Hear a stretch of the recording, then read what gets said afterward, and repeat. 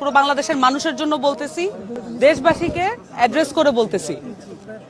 এনসিপির ধানমন্ডি থানার যুগ্ম আহ্বায়ক রুমি, উনি আজকে সকালে তার ঝুলন্ত মরদেহ উদ্ধার করা হয় এবং রুমি আসলে আমাদের ফ্যাসিবাদ বিরোধী আন্দোলনের একজন সম্মুখ সারির যোদ্ধা ছিলেন।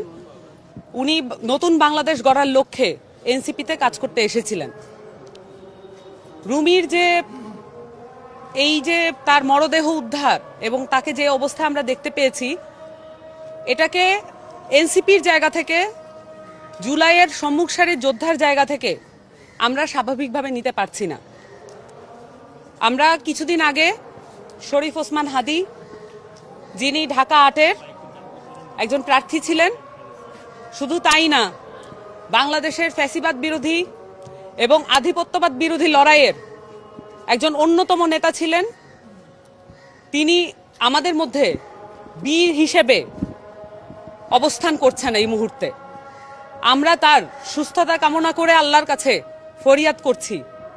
কিন্তু এরই মধ্যে আমরা যখন খবর পাই যে আমাদের সহযোদ্ধা রুমি, তার মরদেহ যখন আমরা এভাবে ঝুলন্ত অবস্থায় পাই, যেমনটা ভাবে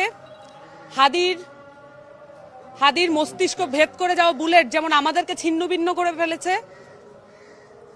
রুমির ঝুলন্ত মরদেহ আমাদেরকে, এই বাংলাদেশের সকল মানুষকে এবং আমরা যারা এনসিপি সহ অন্যান্য যারা জুলাইয়ের সম্মুখ সারির যোদ্ধা ছিলেন, সকলকে এই ঝুলন্ত অবস্থায় আমরা দেখতে পাচ্ছি।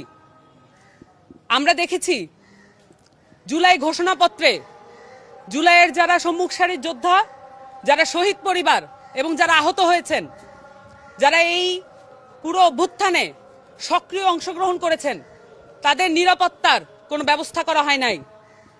আমরা এও দেখেছি জুলাই সনদ এবং সংস্কার নিয়ে দিনকে দিন আলাপ কমিয়ে দেওয়া হচ্ছে।